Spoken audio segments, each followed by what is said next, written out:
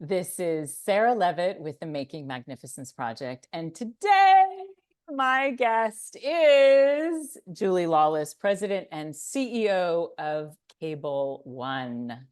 Welcome, Hello, Julie. Sarah. Hello.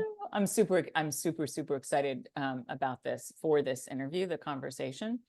And I kind of want to, because you are CEO, I kind of want to start at the beginning. So frankly, when I knew that you were kind of inside out grown in the organization, but when I was looking at your bio, I mean, I didn't know, like you've really kind of spanned a lot of the functions of the organization. So director of marketing toward the beginning, starting Cable One's Phoenix Customer Care Center, which is, I want to talk to you more about that.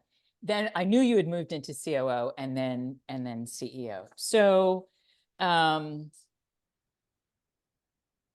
guess my question is, can you tell us a bit about that journey? And also how you think it influenced you now that you sit in the captain seat. Sure. I honestly can't believe it's that exciting for most of your listeners, Sarah, but too bad it's exciting for me.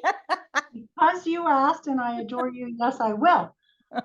So 40 years in the making, Amazing. heading into my 41st year, which essentially just means I'm old, right?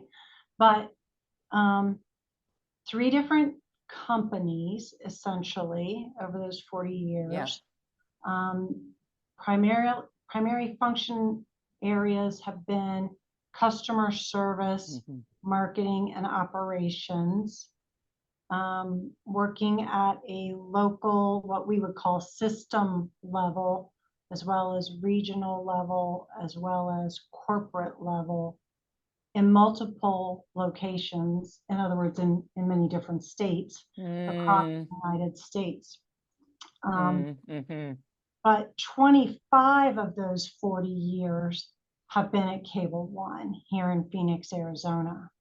And at Cable One, marketing, division operations, operations officer, COO, and then CEO.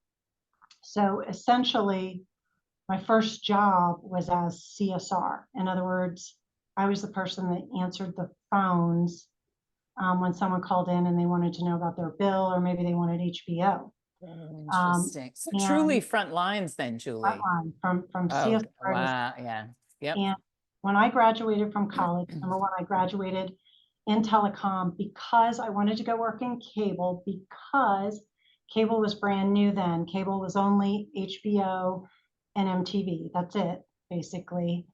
And I thought, this is a brand new industry that a woman, and quite honestly, a young woman, would have half a chance in. Oh, interesting. So yeah. I wanted a job in cable, and the closest cable company to me said, well, we have an opening for CSR. And I'm like, yeah, but I have a college degree and I think I can do more. And they're like, we have a CSR job. Do you want it or not? Yeah. So I took it. And 2 weeks later, I was the supervisor of the department. So I think the moral of the story there is get your foot in the door and do it. And you never know where opportunities may open up to you. Yeah. But this industry, which used to be called the cable industry, I will call it the broadband industry, or maybe even telecom, is all I know. It's what I. But you know it well. So Julie, like, again, when I was looking at your kind of your bio and your history, I mean, you started a customer care center. So talk about being on the front lines. So front lines, customer care center, and what you were just describing, and then COO, which is operations, obviously, functioning of the organization. And then, so do you think you had a wider perspective before you got to CEO than more traditional CEOs might? I don't know if that's the case, but I will, and I say this to my kids or anyone that'll listen, like, you literally cannot go wrong with being in customer service and service of the customer or sales, those two functional areas will help you whatever industry you're in. Yeah. And once I was doing that, my curiosity led me to other pieces and parts of the business. Like, well, I understand how this piece works. I wonder, I see those people over there. How does that work? And I Mm-hmm. would spend time with them and just get fascinated and be like, oh, that's where I want to go next. I'm going I to talk do to you in a not bit. have, I do not have the aptitude for technology. So you will notice there's no heavy technology components in that. So I don't know all aspects of the business. I know enough to make me dangerous likely, but you can't go wrong with customer service and sales Yeah. as a Yeah. foundation Yeah. I'm with of you. a business. Yeah. Yeah. And I'm going to talk to you about your curiosity in just a little bit. So, I have interviewed a number of CEOs, and obviously I work with CEOs, and it is a particular, um, it is a particular role in my observation, in the sense that it is somewhat isolating, like that, Mm, that old trope about, lonely at the top. It's a trope because, it's somewhat true. it is. Um, were there pieces of your experience, life or business, that best prepared you for sitting in the seat of CEO, or was there just a lot that you had to kind of acclimate to Mm. that that Well, that was not in another role? yeah, both. And just so you don't think you're going crazy, I agree with you that it is a lonely role. That is why people like me adore people like you, so that they can talk and just someone will listen. You can't talk to your direct reports, and you're Yeah. not going to talk out of school when you're a public company CEO. So you need to have a safe space and some in your, board of advisors that Yeah. will help you along the way. So important. So thank you for that. Um, I don't think anything could have prepared me for the role, truly. Yeah. And that's not to say that I didn't have mentors along the way. Certainly, Tom Might, who was the previous CEO before me, he spent time with me. But naively, I didn't understand that that time was meant for me to be soaking up knowledge in order to go on to the next thing. I mean, you know the story, I think, where he Yeah. came to me and said, "You're going to be the next CEO of Cable One." And I said, "No, I'm not." And Yeah. he This is a great said, story. Yeah. "You are." And I Yeah. again reiterated that no, I was not. And he's like, "Yeah, you are. And here's how it's going to go." And I went home that night just riddled with anxiety, and I am not an anxious person. And I Yep. talked to my husband Yep. and I said, I don't want to do this. I don't think I can do this. And he's like, well, that's where you have to start. Do you want to do it? Don't put Mhm. the other pieces aside. So actually, I sought professional help. I went to a therapist and said, Yeah. I need someone objective. Here's what's going on. How do I know if I want to do it? And so I spent time with her.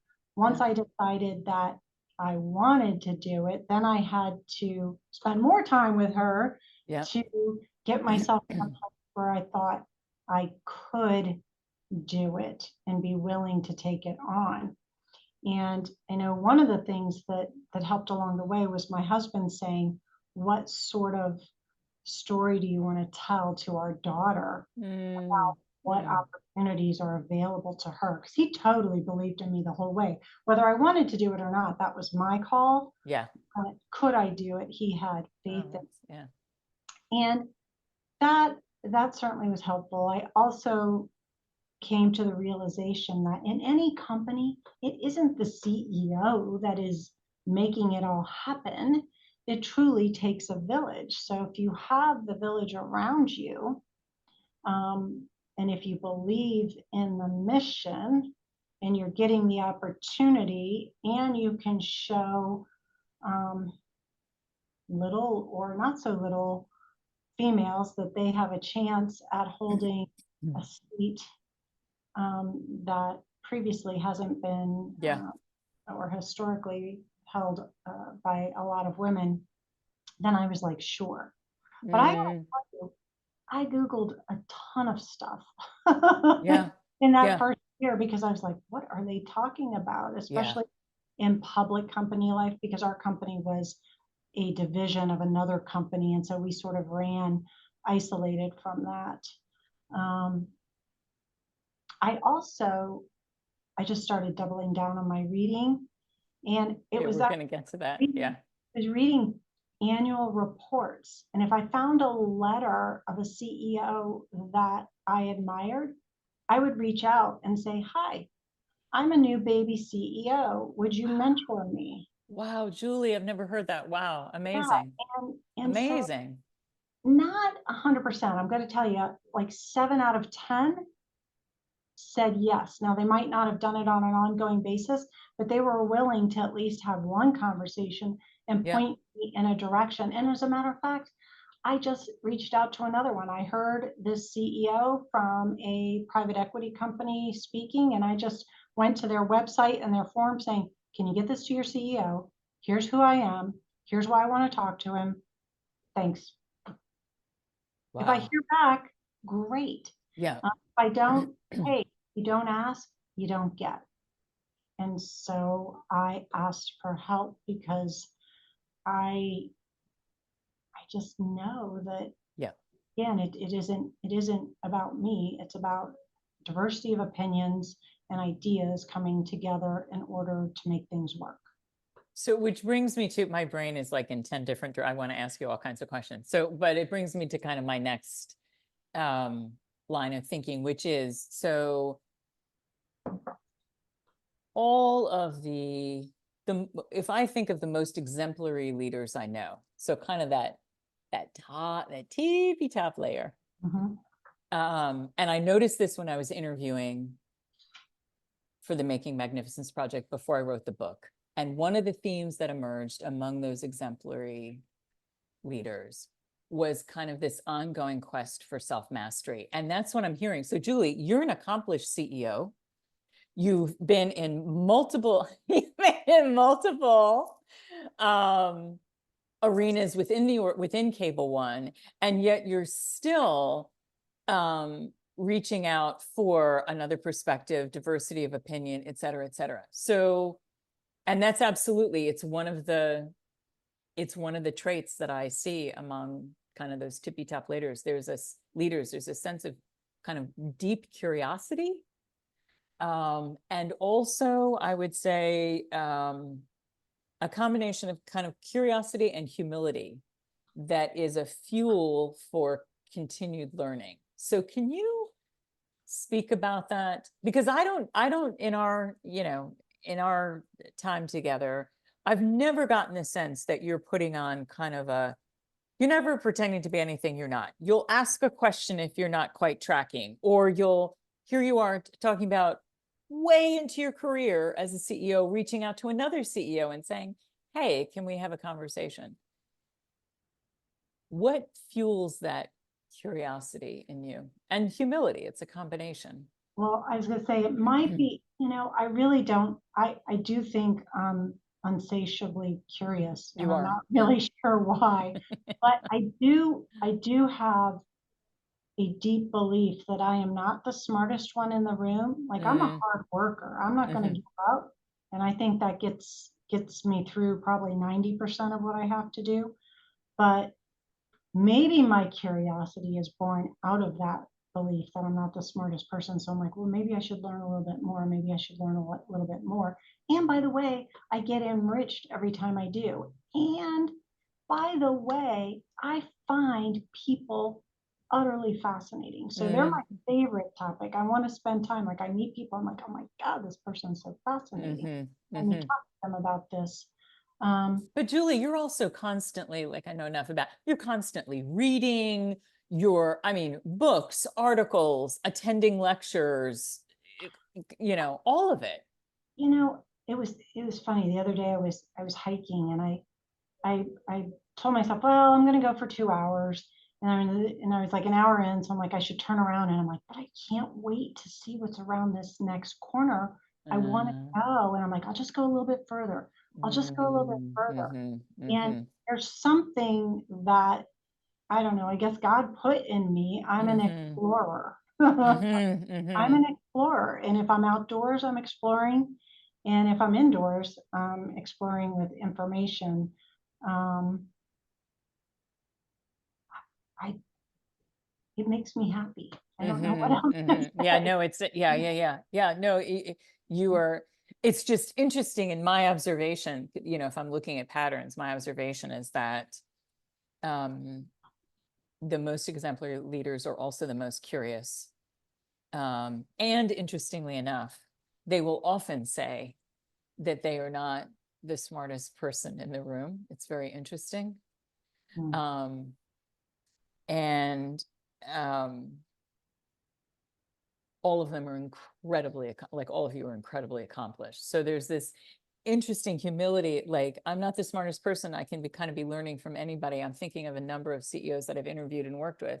And yet there's a correlation, some kind of correlation to accomplishment with that. Yeah, I mean, if you think about it, curiosity leads you to know and connect, which I think we're called to do as humans, and hopefully listen to what they have to say, in the process of which you're hearing some things, and those things may be new to you. It really, to me, sort of ties into this idea that in diversity, we get our best solutions. So diversity in the broadest sense of the word, different opinions, different walks of life, different skill sets, different experiences. And when you hear those, they start rounding out your view, and they may lead you to explore something that you didn't like, oh, I never thought of it that way. I think so much of sort of helping to maintain the positive psyche of an organization is related to being able to have a mindset that allows that. And I think you get that by listening to different opinions. It's interesting. So I want to talk to you. The reframing of what you thought. Yeah, right. Yeah. Or certainly allowing something else in that challenges your original conception or adds to it. And I want to talk to you about how you nourish that in other people as a leader. But you just mentioned something about essentially what I think of as presence. So being focused on the conversation you're having. You know, when you're speaking to someone, you're listening, is what you were just saying. And you are a very present person in my observation. So you continually have a lot going on around you. You're the CEO. And when you're talking to somebody, you're talking to them. And many people today, I can think of a number of past clients, struggle with presence as leaders because their minds are understandably worrying in lots of, you know, not worrying, but that could be the case too. They're worrying, right, in lots of different directions. And people will feel, team members will feel like this person's attention is, they're not really present. They're their attention's split. What would you say, what have you done to cultivate presence in yourself? And what would you say to other leaders that are trying to kind of get better at it? Yeah, I thank you for saying I have it, because You do. Yes, I really didn't know that that was the case, quite honestly. And I think that's a part of the curiosity too, that and just constant drive to be a little bit better, because you're not quite sure that you're good enough. So maybe that whole imposter syndrome thing. But I have absolutely learned over time, and I am still learning how to make sure that I am present in the moment. Mhm. Um, Quite honestly, I definitely learned from my children when I Mm, wasn't being that, because kids will call you out on anything like, hey, yeah, me, yeah, phone down, I matter. yeah. Um, and I think as I have gotten older, I'd like to think that I've gotten wiser, and I really just put people above all other things. So if I'm with someone, more than likely I'm going to put all my things on the back shelf, and I'll worry about that later, even if that means I have to worry about it on the weekend, because there's Mm, nothing more important than being with the people. And by the way, I've I've learned over the years that I learned so much that if I'm not present, I'm going to miss something. And it might not be something they're saying. I'm a mm, mm. constantly. I am watching. Yep, What are they doing with their body? What are they doing with yep. their eyes? Are they doing anything that shows me dissonance between what Mhm. they're saying and how they are behaving?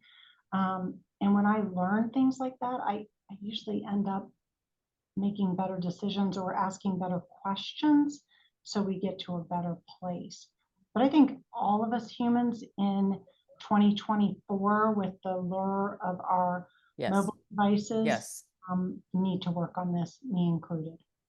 So what would you say to someone who is wanting to work on it? So they've gotten feedback that they're not present for their team, they're not really present in meeting. They're, in other words, parentheses, they're distracted. I mean, I'm thinking of clients who have been called out by their teams Mm, in terms of team members being frustrated, et cetera, et cetera. So what would you say to someone who's trying to nourish that in themselves? I, I write answers because I also have a little bit of monkey brain, so I can go in like 40 different directions. But I think I would ask them something that you talk about a lot, which is your intention. What Mm-hmm. is your intention? Like, ground yourself first. Like, sometimes, not always, I wish I did it more consistently. I think, what is the most important meeting I'm going to have today? And what does that person need from me? Wow. But Yeah. Wow. what is what Yeah. is your intention?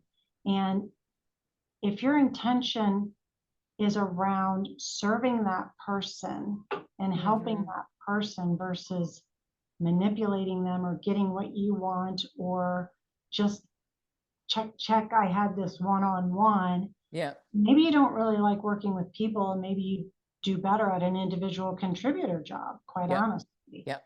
um, do people have your heart? And if so, then you will intentionally give them the time, Mm-hmm. and be at peace, and don't rush them, like, because they can sense if you're just trying Yes. to get through the Yes. meeting versus Yes. be with them. Yes. And then Yes. maybe, I don't know, sort of an out of the box thought might be to, like, maybe they should try meditation or something else that helps you practice being present and Yeah. focused. So uh, I'm hearing though that you're to your point, like you're intentional about it. You know, yes. you're saying, what's the most important meeting I'm having today? When I'm in that interaction or any interaction, what does this person need from me? Like you're pretty dialed in, Julie. What's happening with this person somatically in their body, whatever that is, what are they showing me that they might not be saying? Like Yeah. that's all pretty, that's a lot of attunement. Yeah. Well, it sounds like a lot, but it's easy if you really care about the people that you're working with, So right? yeah, yes, and I think it's to your point. I think it's becoming increasingly difficult. So people who are, for example, and particularly with since the pandemic with Zoom, right, or Teams or whatever people might be using, I think it's that much easier for people to kind of have split attention. So they're here, but they're on their phone and they're checking, I mean, and they're checking another screen. Well, and this is sort of a left turn here, but I think it's tangentially related Yeah. in that even when we're out with our friends, so we've been talking about the work environment, but even when we're out with our friends, if you have 3 or 4 glasses of wine, how present are you Yes. with that person? Yes. So Yeah. in the pandemic, like at 2020, when the end of 2020, when everyone was just, and maybe everyone wasn't, but I was drinking more than I was, I had a conviction that I don't need to drink. And in fact, the things that I think drinking is doing for me, like relaxing me, making me more fun, helping me connect with people, was doing the opposite. Mm-hmm. And I won't say I don't drink at all. You know me, I'll have one drink. But the reason for that is when I'm with someone, I want to be You want to be with them. Yeah. I want Yeah. to be with them. Yeah. I want Well, to. that's what I'm saying. Like it shows. And so I'm curious, I'm curious about it because I'm of the mind, I think presence, and you've kind of illustrated this, I think presence takes a fair amount of work. I think it takes a fair amount of kind of conscious effort. So some people might be inclined to be attuned. But I think kind of focused listening, presence, watching for the dissonance that you were talking about, keeping our attention in one direction rather than in three. My sense is that takes a bit of practice, and maybe even more so now. Yeah, I think about it in a couple of different ways, like what is my pace and what does that do to the people around me? So I'm trying to be the neutral, calm place that feels like a safe home base. Yep. And Yep. that means you can come in, and even if it's an interruption, I'm going to sit down and listen to you. Now, the interesting thing about that is, do I practice that at home with my husband? I will That's tell great. you, it is harder because I'm like, oh no, whatever he's saying, I'm doing, I'm going to put it down and I'm going to listen to him because he deserves that respect and dignity in a relationship. And that's what all these things are about, relationship. I guess I should damn it. I wonder, do I act this way with total strangers if I'm in a grocery store or something? I'm not sure, but Well, it's a different type of, I mean, there's not a relationship there per se, right? There might be an So interaction. I think it comes back to the sort of sanctity of the relationship. Yep. Yeah. Yep. I want to back up for just a second to curiosity, to your kind of curiosity, and I'm going to kind of go at this kind of twofold. One is because you do have an insatiable curiosity. Which can be a bad thing, by the way. No, what do you mean?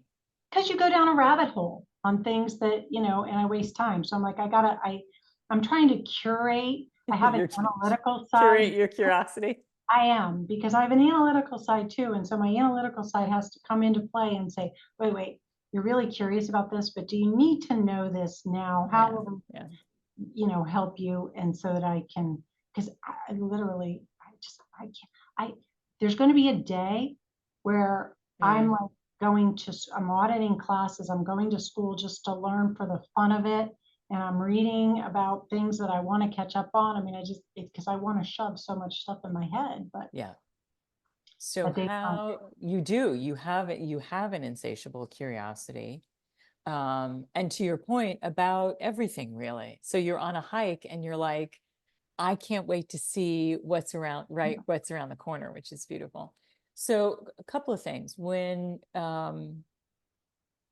what, if anything, do you do to cultivate and nourish that sense of curiosity in your senior leadership team? Let me start there, actually. So I'm not sure that I cultivate it in them as much as I choose people that have an open mindset to work with me. If I do instill it in them, it's probably through the reinforcement that things that I say, like there are no right answers. Like there's a whole range of answers that will work. Or I encourage both and thinking versus, have to choose A or B. Well, can you have A and B? Let's think of it that way. Yep. Yeah. And so that is, to me, curiosity and alternatives kind of go hand in hand. And solutions. Yeah. Right. Yeah. So it's interesting you gave this answer, because my next question was going to be related to this. What do you look for in the people who are your senior leadership team? Like, if you had to talk to another CEO who was building a senior leadership team, for example, curiosity or openness would be something. What else do you kind of look for, Julie? People that love people, well-spoken, well-written. You already did curiosity and open-minded. I look for some doses of humility and authenticity, almost vulnerability, because vulnerability and authenticity go together in my mind. Yeah, I'm with you. And then I say, you look at the core things, you're looking for someone who's a T, someone who's got a deep functional knowledge of an area, maybe two areas, but is a generalist across many different areas as well. When you look like a T in terms of your knowledge, and you bring that forth with a love of people and an openness to hear other people and change your mind about your point of view, I think you bring real value to an organization. So openness, curiosity, deep functional knowledge, but kind of a broad aperture perspective. Sure. If you just have the eye, yeah, you're interesting, but probably not adequate for, unless you're willing to grow across, because you're monochromatic. You have one point of view versus a more enterprise view, I think. And I'm sure there's lots of other characters. No, I'm just curious, as you're built, as I was thinking about what you're kind of looking for, if you were to describe it to another CEO, how it is that you're the kind of the qualities that you're looking for in an SLT. Because in a way, that's your extended right hand, all of those, Yep, exactly. For everything from culture, I mean, culture transmission to, everything. I mean, typically you talk to someone as well about the purpose of the organization, and if you see them getting enthused about that purpose, that clearly would be important as well. Are there cross-functional exposures that you really like to see and encourage? There's a lot of talk right now about, among some of my clients, around kind of this enterprise leadership mindset where leaders are increasingly having, to your point, kind of a broader understanding. Are there kind of exposures that you like to see, experiences? I think literally all of them, which is why I think about that keenness of people.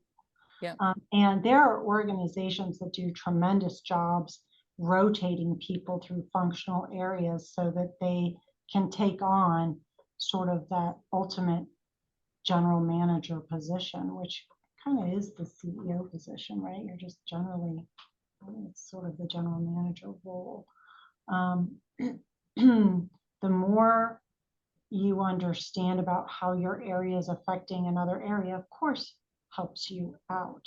And it is interesting. I think sometimes, how do you get that enterprise view? Even if you understand how things across the organization work, I would have probably said, as COO, I know how things work. I know how they ripple. I understand how jobs done, but I couldn't see certain things. And it was so fascinating to me, like literally the minute I became CEO, bing, I saw things that I didn't see before. And I was just like, So let me make sure I'm tracking. Is it like that you were making connections and had understanding that you hadn't, or that you hadn't had exposure to it or I insight? no, I was making the Yeah, connection. that's So what I I thought you had were the saying. exposure, but Yeah, the way I was coming at it was, in my departmental mindset or whatever, I was coming at it like this. And once yes, I got in the CEO seat, I saw all sorts of patterns that I didn't realize when I yeah, was COO. And yeah, that was pretty mind blowing to me. And so yeah, then I started thinking, well, gosh, no wonder this person does this, because they don't see the implications down line. How can we get people to have more of an enterprise view? We're actually just starting a hypo um, developmental program that works on nice. leadership things, all internal, with our HR department, Yeah, and our FP&A group that is putting together more of a business acumen sort of things, putting those building blocks together, like leading people, but understanding the broader implications, not just like financial P&L, but broader yeah. financial implications across the enterprise, really important. Amazing. You beat me to my next, I was going to ask you what you do to encourage kind Mm. of and nurture that exposure across, and you beat me to it. You gave And the, no, we're just, yeah, I mean, that's it's great. just, That's fantastic. That's great. and I don't know if, I mean, maybe there's something to be said that, until you feel the responsibility, because it is a tremendous responsibility when you're making sure, Yes, 2,800 people and their yes, family eat every 2 weeks with their paycheck, right? yes. But just maybe we can teach it. So, Yeah. I want to, speaking of that, you just kind of jogged a thought. I remember in one of my interviews for the Making Magnificence project, talking to um, a CEO about kind of self-care in the context of optimizing decisions. And it was, it was interesting. Similar thinking, like he was saying, I'm carrying the weight of the livelihoods of all of these families, and I need to be making good decisions. So it is no secret that the role and the seat of CEO is it it is a challenging one with pressures mhm. that often others can't see into, to your point, like they just, they don't have all of the information or the angles. So what do you do to kind of replenish yourself from the um, drawdown that the role Yeah. can sometimes inflict? Yeah. It is, you and I have talked about this, and you've attempted to help me with this on many occasions. So I I, wasn't going to say anything, Julie.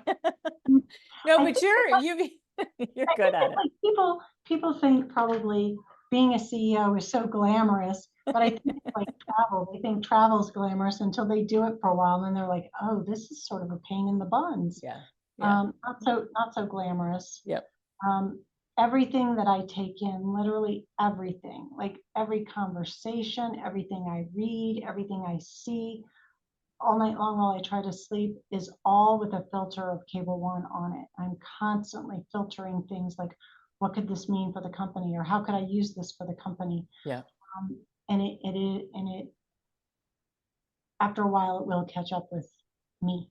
And so, you know that I love to work out, and I love to be outdoors and enjoy nature and enjoy the amazing things that our bodies can do. I think exercise is more for my mind than it is for mm-hmm. my body. Yeah, me too. Um, I also have learned of late that I need to prioritize time for sleep, and that going on vacation for 2 weeks is not a sin. So it is a work in progress for me. I can do it, and I understand it. I understand the need for it. Um, but when times get tough, Yes, I often fall off the wagon and have to yeah, put myself back on again. Yeah. The interesting thing is and we as people often do it, right? We tell our friends all the things like, oh, you're worth it, you should spend time, or Totally. don't Yeah. worry about this, but we don't expect ourselves to do Yeah. it. Yeah. Um, Yeah. No, that's a very real answer. I mean, you and I have talked about this. To this day, my inclination is when there is a lot going on, my inclination is, bear down, work harder. And Double sometimes I down. catch that and sometimes I don't, Yep. so sometimes I stop myself and, and Well, you regroup. have to Yeah. build your crew around you, right? Your tribe around you, your Mm-hmm. board of advisors, whatever you Yep. want to call it, Yes. that will tap you on the shoulder and say, I'm noticing you're doing this. And Mm-hmm. sometimes that's all it takes, which is, oh, I'm falling into behavior that will not serve me well. Yes. Let me fix that right away. And so, hey, I'm in most mornings around 5:30 in the morning, but on Friday, you're not going to see me till 10 because I'm at the gym for like 3 hours. Nice. And that is my thinking time, Yep. right? Yep. Totally like free form thinking. Yes. That's been proven too, right? Like you get your flow when you're doing something other than the task that you're trying to work on. So don't be at work, go for a hike, or do what that is for you. Yes. Um, Yes. and the answers will come. They Yes. will. The They would, answer. yeah. So I've had a similar experience. Like I can be on a run and the thing that I've been All trying the to, it just world drops peace in. can solve world peace on a long run. So let me switch tracks. I'm just mindful of our time here. Let me switch tracks for just a second. I tend to think my view of business, right or wrong, is that it is always in flux. And so the forces upon business are always changing. Therefore, business itself is kind of always it's not a new thing. Business is always kind of existing in uncertain circumstances. Sometimes those are more acute, like the pandemic. Or to a lesser degree, but still, we have a presidential election this year, at the end of the year.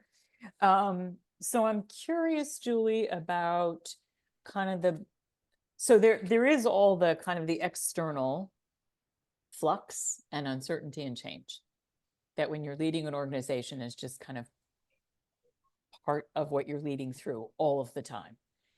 I'm curious about what the bedrock principles are that you kind of rely on, leadership and business, when you're thinking about, leading the organization. Yeah, you always make me think because I don't. If I have bedrock principles, I don't You know. totally have bedrock principle. I don't. Well, there might be things that I think, but I just haven't thought of them in that way. I do know that, when times are tough, going back to your values is what I advise people. Like you don't have an answer to a problem, start with your values. Mm-hmm. So I'm thinking about how fast times are changing. And like when I was in my 20s, late 20s, I worked for Jones Intercable, and Glenn Jones was a man before his time. And he used to say, change is inevitable, growth is optional. And so he Mm-hmm. made all of us go through a 1 week long, it was a course on grief. And I was like, I'm 27. I'm like, what the heck are we doing? Interesting. Well, he's a Yeah. genius. Yeah, He that's had us fascinating. learn about this Yeah. because he knows that the stages of, going through change are the same or similar as the stages of grief. And so in hindsight, I'm like, oh my gosh, I'm so fortunate. I was at places with really Mm. amazing people like this that gave me some tools for really crazy times. But all that's just to speak about the crazy business environment, which is just, it is moving faster. I am telling you, It is. No, it everyone is. I'm talking to, it is moving faster. So yeah, we probably do want to go back to our values. And for me, that would be, you know, put people first. You can't go wrong putting people first. Yes, AI is amazing and it's going to be amazing, but work is going to continue to get done by people, not by machines. And I'm saying that as a technology company. I say that to put people first. Um, don't forget to tell the stories along the way. I think that ritual is a big part of culture, and that comes in part from telling stories. I don't know if these are the things that you were thinking about. I'm not thinking of anything. I'm truly curious about kind of what you're relying on, because to your point, the pace is faster across industry. It's not like it's yeah, it is literally yeah, unexplainable how fast it is. yes. I think setting clear expectations, like before someone can do a job, they have to understand what's expected of them. I mean, even before they do the goals and you're measuring them, they have to understand. Yeah. And what I've realized is that it takes a lot of communication to get that clarified. You're thinking, no, no, no, I told you here what, you know, or we discussed this, or you got a job description. That's not sufficient because people want to win. They want to do well. So if they understand the expectations, they're going to do well because they're bringing what they need to that party, or they'll be like, well, I have all this, but I need help with that. That's fine. The organization can help train them up in that, and they'll go win. People want to win. They not winning, either they don't have the tools or the expectations hasn't been set. Okay? I think that succinctly put is you can't be conflict adverse. You have to be willing to give feedback often and well, learn to do it well, which means practicing it. Yeah. I have found that if you separate, this is going to sound a little weird maybe, but separate emotions from fact.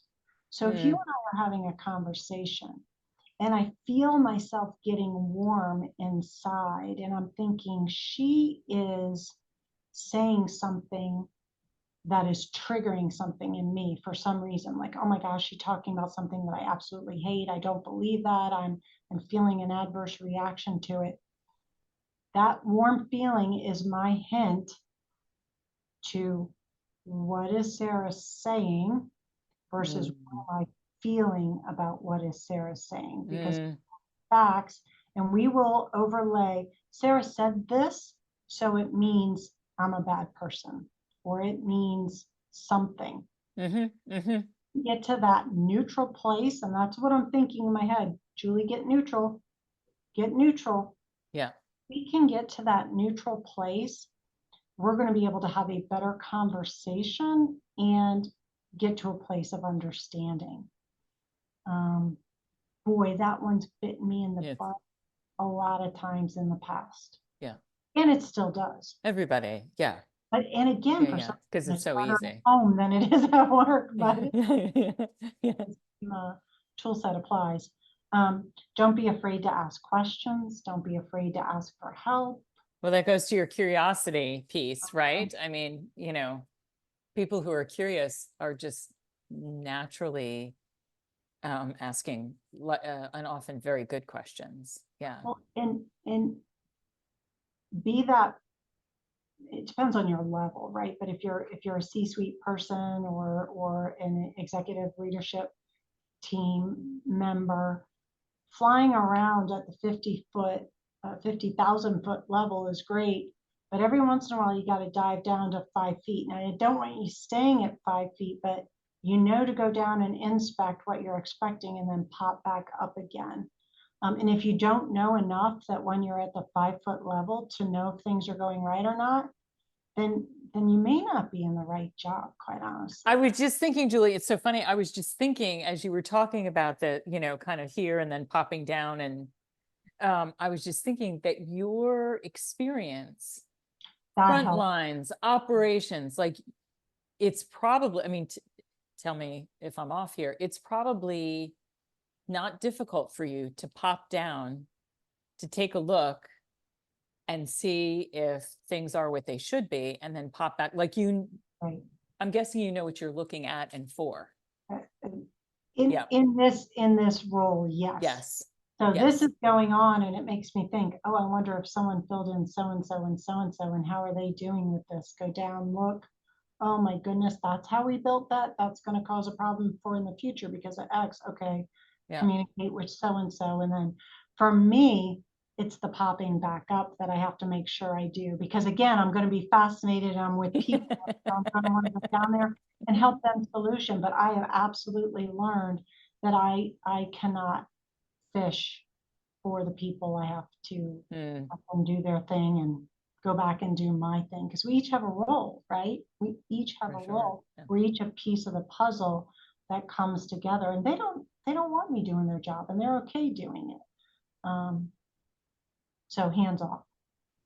So that leads me nicely. It's a nice segue to kind of, so specific to your role as CEO, when you look to the future, what are you, in the context of business and uncertainty and change, what are you kind of keeping your eye on in terms of what are you anticipating? What are you looking for? What do you want to mitigate?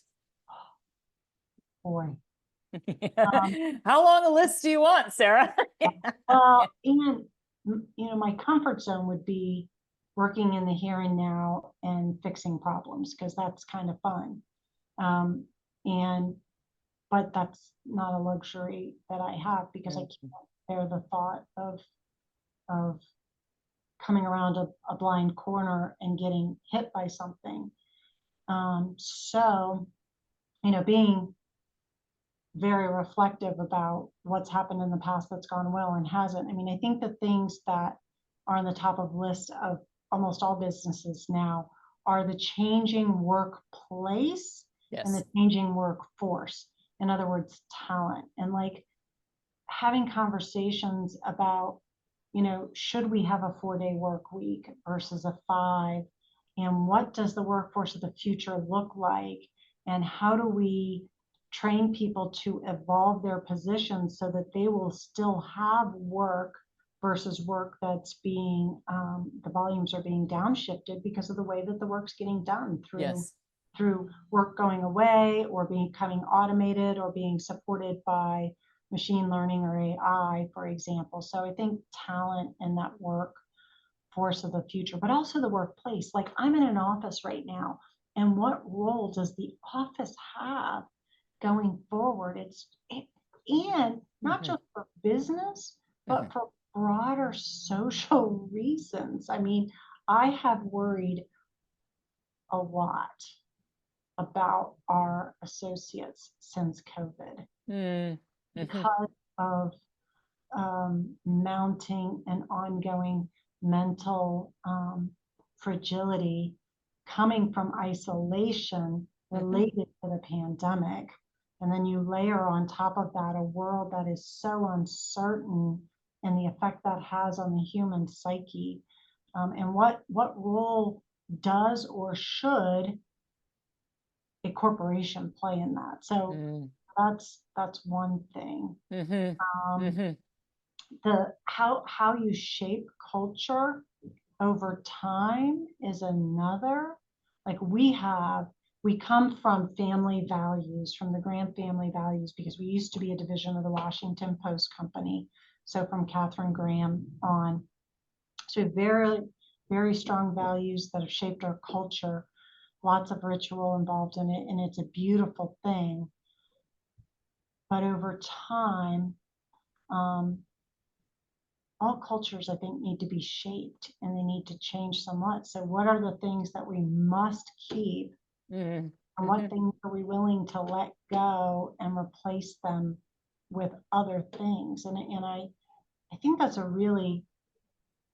I think it's a normal place to be, but it is interesting because the long tenured people feel like, wait a minute, that's not our culture. But by the way, we've got all these newbies that have joined the company, and they have really excellent values and cares, and shouldn't we incorporate that into who we are? So culture shaping, really continuous change and adaptations, the agility that's needed, and that Yeah. dovetails into, right, the culture shaping and the workforce. And the other thing is, I said I read things and look at things or listen to things with a Cabo filter on it, and it's those future signals. Like, what do I see where I'm like you, I think that can impact us. That's an opportunity. Yeah. Now, it's an opportunity probably 3 to 5 years down the line, but we need to capture that. Or, ooh, that didn't sound good. Is that going to be a new competitor in the making? What are we Yeah. going to do about that? And it can be, I mean, you would think, I'm not talking about stuff that makes sense related to our business. It could be, Walmart selling more cabbages. And somehow I think, oh, I mean, it's obscure, but you can see how it will connect over time. Do you think, Julie, we've talked about kind of what I call anticipatory leadership. Do you think that, I'm curious if you think that anticipation in leadership is correlated to the pace of change? Like, as the pace of change rises, we need to be anticipating more and faster as well. I'm just curious. Yeah. And I think when you find those anticipatory leaders, and I think you can develop them too, by the way, but when you find them, man, they are gifts. It is just, I mean, because then you all have your feelers out and you can bring the information in and again, be prepared. It's just a way of planning the roadmap and making sure that there's nothing that's going to come and knock you off your path, right? Yeah. Or that a new path is developing that is even better. Yes. That is a real, I should have mentioned that when we talked about characteristics of people on a because that is like gold. Yeah. Yeah. Gold. And do you see that? I'm curious if like that quality is more acutely necessary. I'm truly curious as the pace of change, as you're talking about. Do those two things go? I'm stuck in the ways of the past. I've advocated, I've almost begged all of our people, we call them associates at Cable One, take your head, turn it to the side and shake and literally let everything fall out of your head, because change is so fast that you have to be willing to let the new stuff come in and try it. Another way of putting it is imagine a world. Like if you can imagine a world where ... then you are start planning for making that happen. That means you're being anticipatory. The world isn't like that right now. You're getting ready for it to be that way. Another way of putting it might be scenario planning. I mean, many companies do that. Banking on one straight way through the valley, that just doesn't happen anymore, sadly. Yes. All right, I'm going to hit you up for one last question here. It's the last question. The final question that I ask every interviewee for the Making Magnificence project, and that is, what does magnificence mean to you in your own life? Yeah, and again, wow, I have never thought that. Like, I don't use the word magnificent. I can't even say it, for gosh. Yeah, no, I know. To say it fast, magnificence. I know. It's like, what? Magnificence, like in Evil Queen and Snow White. But now that's an answer I've never heard, Julie. I don't use that word, which is evident, and I don't think about it. So you caused me to think, and I'm like, what is it? It is, I mean, I almost hate to say it because I think it will sound Pollyanna-ish and maybe even naive, but maybe it just means being true to your own personal calling. That's what it is. And for me, that is loving God and loving people, which means I'm serving people. And it may sound trite, but literally, if that's my North Star, then that is magnificence. I did it. I did it. So, yeah, that's beautiful. Yeah. Yeah. Thank you. My guest today has been Julie Laulis, President and CEO of Cable One, who, by the way, was inducted into Cable Center's Cable Hall of Fame last year in April of 22. Yeah, high honor. So, yes. Again, I think that just means I'm old. Thank you for this conversation, Julie. You are most welcome. Thank you, Sarah. It's been a joy.